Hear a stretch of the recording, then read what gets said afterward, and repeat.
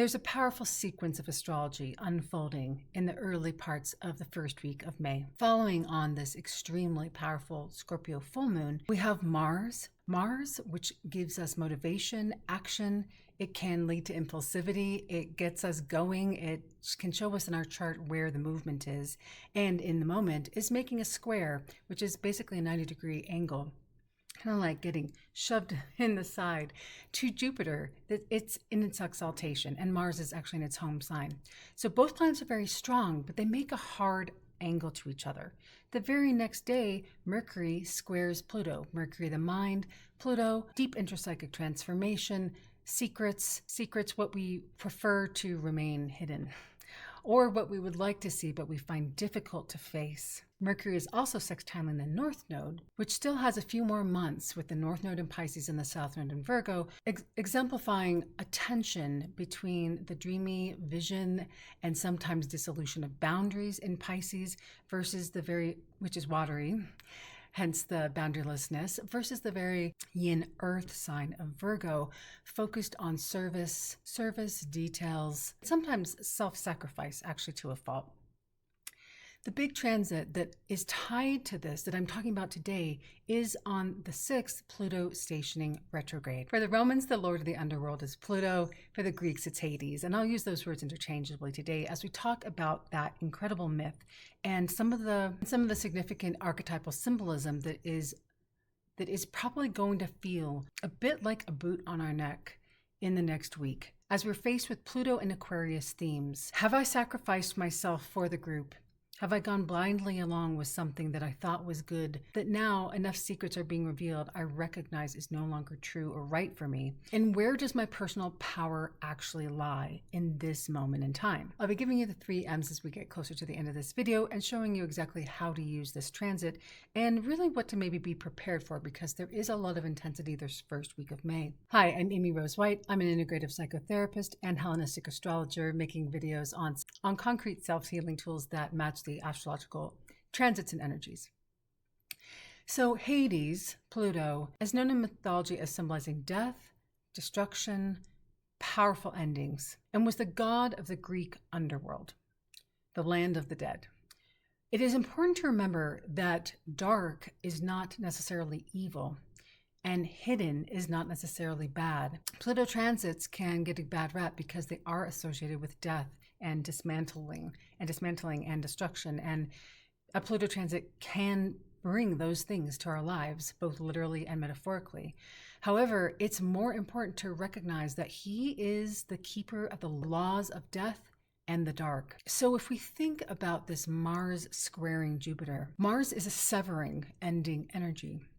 And Jupiter is actually the teacher, guru, wise counsel, justice, more often associated with religion and faith, and even leaders more so than some other planets that we might typically think about. So when a planet symbolizing action and initiative makes a square to Jupiter that expands and is around justice and truth, right before Pluto, the god of the underworld, stations retrograde, meaning it appears to turn backwards in the sky. Of course, that's not actually happening. But it goes into a deep introspective time where we are really going to meet truths that we have probably been avoiding, particularly around the group, Aquarius, communities, faith and religion, social groups, even clubs and family cultures that go hand in hand with collective experiences. So if you've been avoiding recognizing the truth, or perhaps you've been shaken out of an illusion, a delusion, a lie about people, groups, collectives, or leaders that you once trusted, honestly, you are right on time. And this transit is going to be ultimately empowering, but maybe very dismantling and painful in the meantime. It's important to remember that Hades, which was the Zeus of the underworld essentially, was also known as wealth giver, the unseen one, wise in counsel, and renown. So there's a sense of the possibility of gaining inner wealth, inner strength. Pluto can be associated with external wealth as well, but a reclamation of inner wisdom and knowing that leads us to change. And when we make those changes, if we leave a faith, if we leave a group, if we leave a friend circle, if we leave a community, if we leave our country and decide to live somewhere else, what we're faced with are very Plutonic archetypes of loss, of grief, of facing perhaps betrayal, confusion, and even isolation, which I'll speak more about in a moment. In this video, I'm going to talk about how to deal with that, the 3 M's, which are my core fundamental practices for each of the transits.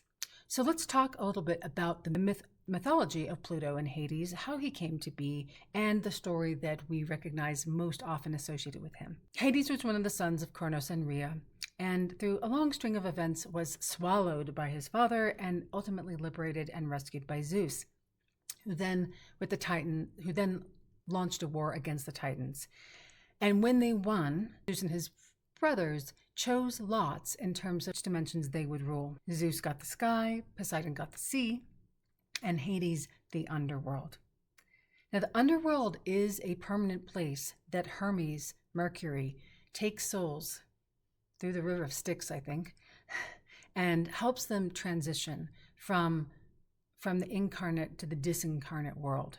And in the realm of Hades, in the ancient mythology, there are some stories about judgment, whether you get to stay in sort of the more comfortable part of the underworld or the less comfortable part of the underworld, depending on, how your karma unfolded in that incarnation.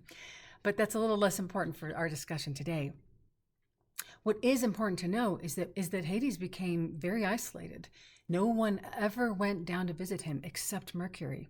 And therefore, the energy can be associated with isolation and removal, which brings me to the most well-known myth associated with Pluto Hades, and that is of the abduction of Persephone.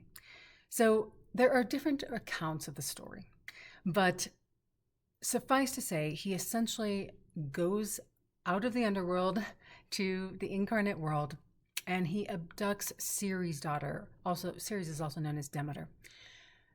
Her name is Persephone, and some of the stories will say that Persephone was willing to do this or later decided she wanted to stay in the underworld. Others is a story of assault and abduction. Either version of the story brings on a tremendous amount of grief, sorrow, and a journey for her mother, Demeter.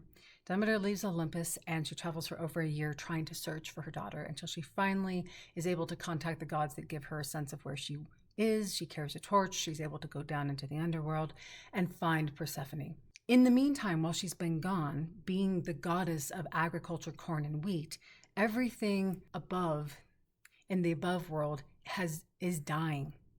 There's no sun, there's no spring, there's no summer. Demeter strikes a bargain with Pluto and is able to bring Persephone back home, but only for half of the year. And that ends up being a very symbolic story of how we get the seasons of fall, winter, spring, and summer. It's also important to note, however, that as Persephone is leaving, Pluto gives her some pomegranate seeds. And what this does is it forever binds her to him.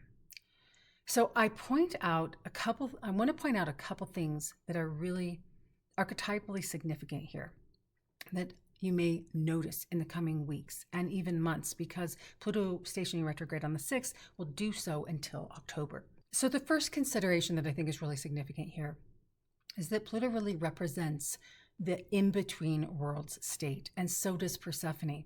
There's a sense of travel, but also sorrow and grief associated with that, both personally and for her mother.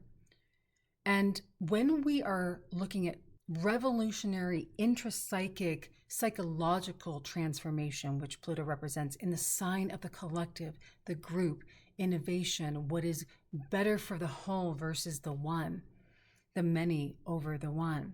When we recognize that those two things are no longer compatible together, and that it's actually perhaps out of survival necessity that we leave. We enter a very liminal space where we've walked away from something that's no longer serving us, but we don't quite yet know the new life that's waiting for us on the other side. And this naturally brings about quite a bit of discomfort and a real thickening of the skin if we can stay with that process and be in the grief the grief that Ceres experiences, and perhaps even the isolation of Hades. He's just won this war, and yet he's assigned to a role that he probably didn't really want or choose.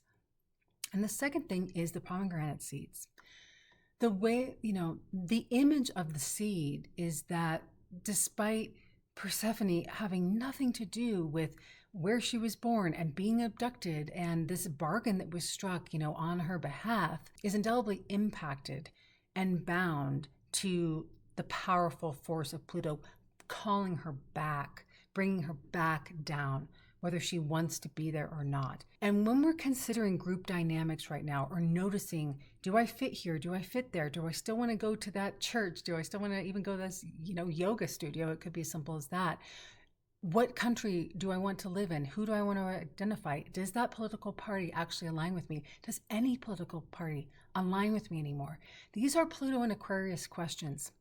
And retrograde planets are, they can be delays and setbacks in the natal chart, but more importantly right now, it is really a time for reflection and deep introspection. So what might come up that I think is symbolized by the seeds are the ancestral karma and the ancestral epigenetic manifestation in our DNA of trauma around plagues, violence, wars, famine, all kinds of interpersonal betrayals, as well as macro level systems ones that tend to show up in our psyches outside of conscious awareness without us even really being aware of it.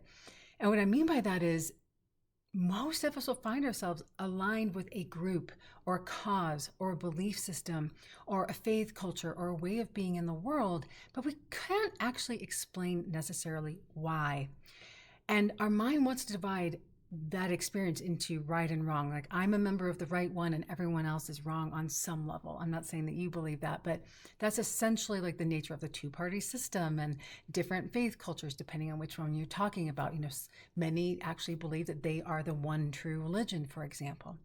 So when we're separating ourselves from that, we're going to feel the intrapsychic tension and that cellular memory coming to light. And that is not an easy thing to face. Pluto retrograde planets actually can be quite powerful.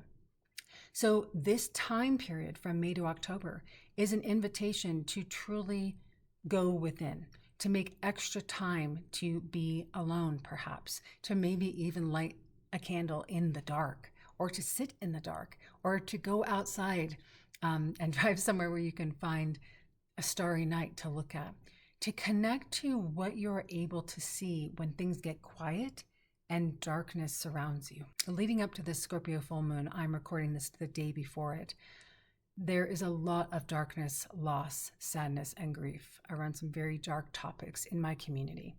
And I would imagine that is the case perhaps where you are as well. We certainly know that that's taking place in the wars ravaging around the world right now. My invitation in the 3 M's is going to be very much around staying present with your needs and immediate experience of any of that might be happening for you, as well as reflections on where you might have sacrificed yourself for the good of the group, or lost yourself in a cause or a collective that you understand in a very different way now, or certainly by October you will. So the 3 M's, your meditation for Pluto retrograde and these transits that are leading right up to it is, have I been going along to get along? And you'll know who and with whom and in what setting that's referencing for you.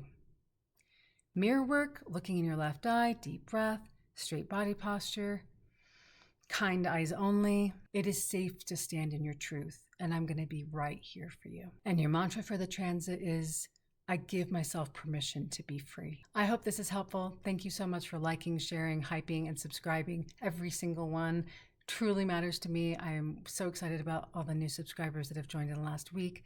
Welcome to all of you. And be sure to check out my website, amyrosewhite.com, for a bunch of free resources at your disposal. Until the next one, bye for now.